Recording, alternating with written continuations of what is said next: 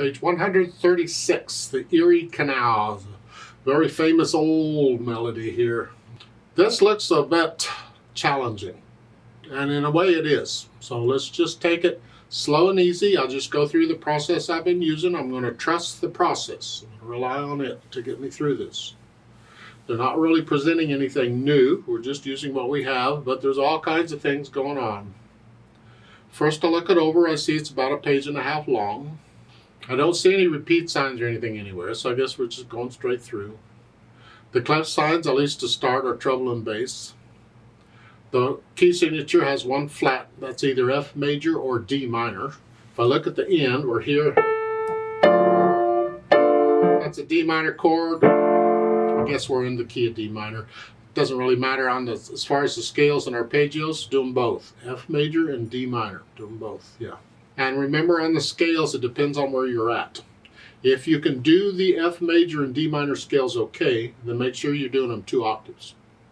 If you're new to the arpeggios, you only do them 1 octave. You wait until you're fairly comfortable with the arpeggios before you try those 2 octaves, and make sure when you do, you're doing the tremolo exercise. That is so important on the arpeggios. Even the trill exercise on the scales is really, really super important. That's what's going to help develop your technique so you've got smooth, even scales, or it's one of the things that will do it. Now, 4/4 time signature. One hand at a time. Let's see what we got going. Right hand.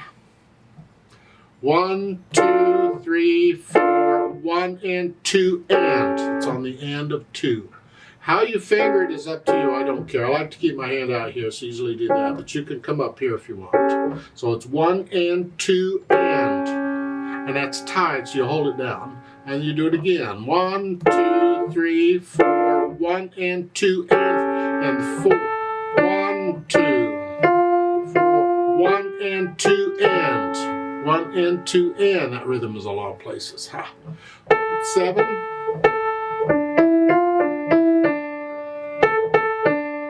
So 4th, measure 12 at the bottom of the page. Reach up. 3. We just changed hand positions. It's sort of in the key of F major here, isn't it? So again, 1, 2, 3, 4. 1 and 2 and 3, and then lift up and come down. 1 and 2 here. If you don't want to be up in here, then instead of 3 on the F, do 4 on that. That'll get you there. Otherwise, that fingering in the book is fine if you can fit. Okay. The end, last 2 measures. 1 and 2. And then come up. Repeated A's, we're changing hand positions. That's 1 and 2 and. So that rhythm is all over the place. I'm hoping you can figure the rhythm out and you're not waiting for me or somebody to play it for you and then going, oh, I see how it goes. I'd rather you be able to figure it out on your own. Left hand, well, you're starting with thumb here. We got ledger lines down here. 1, 2, 3, 4. Don't forget the B flat, it's in the key signature. 1 and 2 and 3 and 4. 1, 2, 3, 4. 1 and 2 and 3 and 4. This is basically what the left hand is doing. This fun. Measure 12 again. So 1 and 2 and. During the rest, come up just a little bit. 1, 2, 3, 4. 1, 2, 3, and then squinch up thumb because we got that A coming up. And then go back to what you were doing before. And the last measure is a D with an AV8 under it, so it's down here. If you have a short keyboard, you don't have it, just play the lowest D you have. It's close enough. Then we try and put the hands together. Now here I'm probably going to hesitate. That's fine. I just want to see how it's working together. So I'm here. 1, 2. Make sure you hold the half notes down. Don't lift them up. 1 and 2 and. So both hands play at the same time. 1 and 2 and 3 and. 1 and 2 and 3 and.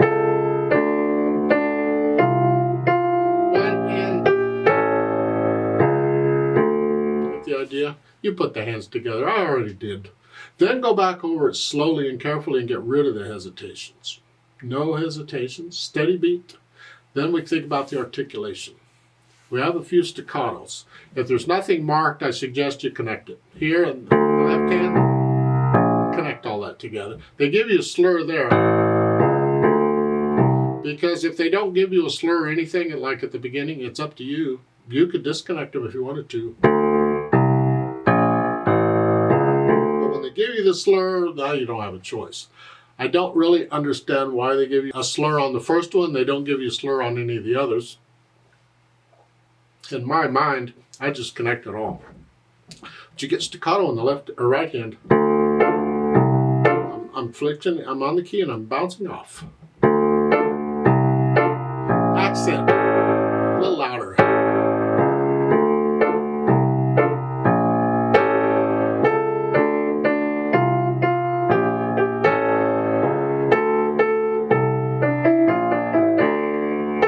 Here, measure 8. Left up. It's a new phrase. The phrasing isn't marked. You can sort of follow the words, but you can also hear the sentences. Just listen to the sentences. It's a new phrase. So once I have the articulation in, then I think about the dynamics. And it applies to the melody, if there is a melody. The beginning, there is no melody. It's both hands. MP is mezzo piano, or sort of soft. Makes the accent in note MF, or sort of loud. It just takes it up a bit.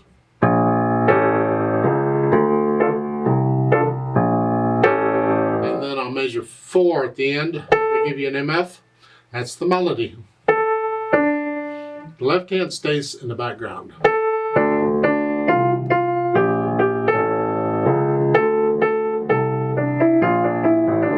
You get an F over a measure 13 where you're loud, and come down to moderately soft. Then up to moderately loud. Last line, you're loud. And that makes that last note with the accent a very loud note. The left hand just stays in the background, stays out of the way. It supports the melody. Speed, well, they want a moderate swing. So if you're going to sing it, 1, 2, 1, 2, 3, somewhere in the middle is fine. It's the swing we got to do. We're not going to go 1 and 2 and 3 and. We're going to swing them. 1 and 2 and 3. You feel this.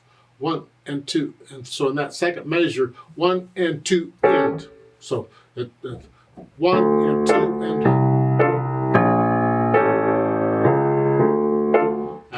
Measure 7. 1, 2, 3.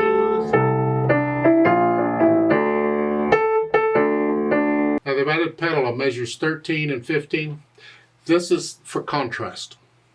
And adds the overtones. It changes the style a little bit. This is very connected and full in here. On this one, the first one is loud and the other one isn't. It's still full with overtones. Push the pedal down right after you play the notes and measure 13. And lift it up right after you play the first note and measure 14. It overlaps it. Same thing. That's the only pedal. However, we can add a little bit more if you wanted, just for kicks and giggles. Look at the end, last measure. You could pedal that last note. Give it overtones. It's loud, very loud actually. You can give it overtones. Put the pedal down, in this case, with it, and lift the pedal with the note. So that last line would be here.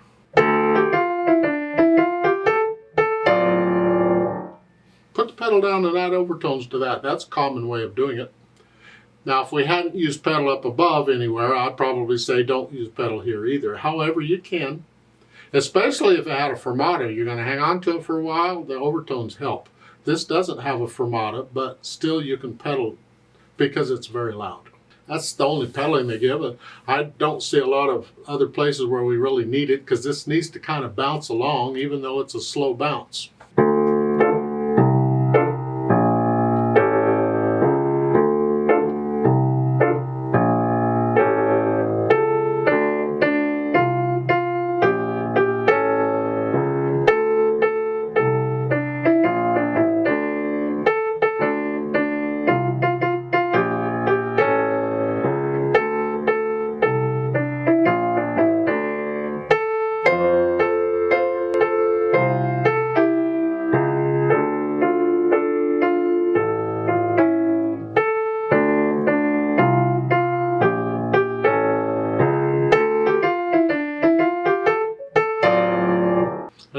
copy me, please.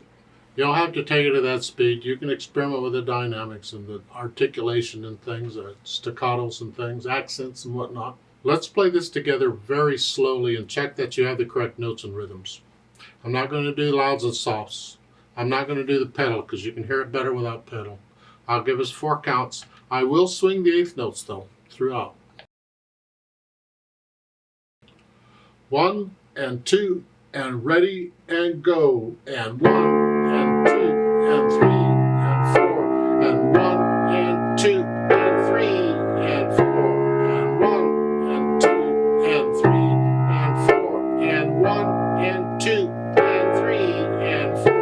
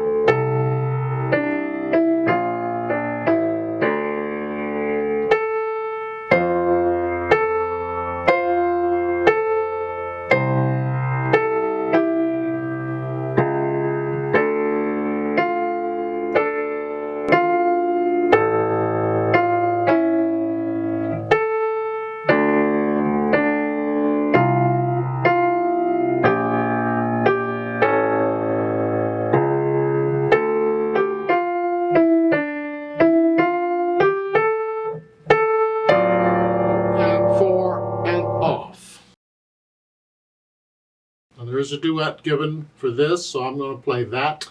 You can play what we just played. Now you can play what you just played exactly where you are because the duet part's up here. So it's up there. And I need to play something on every beat so we can stay together because I can't hear you. So I'm going to change this duet part just a little bit so I'm playing some note on every beat at least. We're going to sort of take it the speed I did in the demonstration about here. 1 and 2, and swing the 8th notes. 1 and 2 and 3, somewhere in there. 1, 2, ready, go.